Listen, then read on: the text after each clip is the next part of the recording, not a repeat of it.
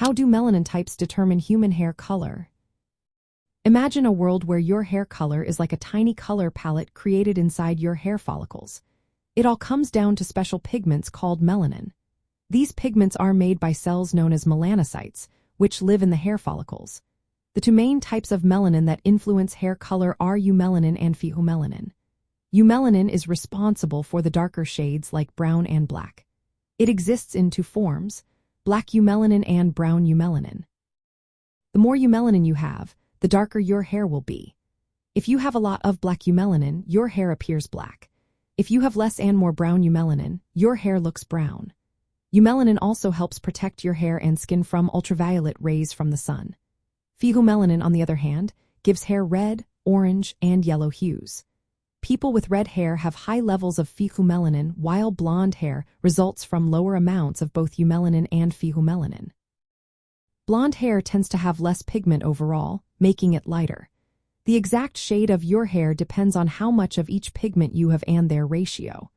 For example, black hair has lots of eumelanin and very little pheomelanin.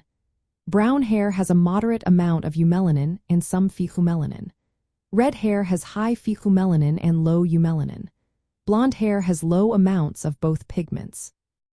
These pigments are stored inside tiny structures called melanosomes, which vary in size, shape, and distribution within the hair. These differences influence not just color but also hair texture and patterns. Your genes control how much of each melanin your melanocytes produce, which is why hair colors can vary so much among different people and families. As you get older, your melanocytes gradually produce less melanin, which is why hair turns gray or white. From the perspective of the integumentary system, hair is an accessory structure of the skin, and melanin production in hair follicles plays a role in protection. Melanin helps shield both hair and skin from ultraviolet damage, contributing to your body's defense system. So, the mix of eumelanin and pheomelanin, along with genetic factors, creates the wide variety of hair colors seen in humans.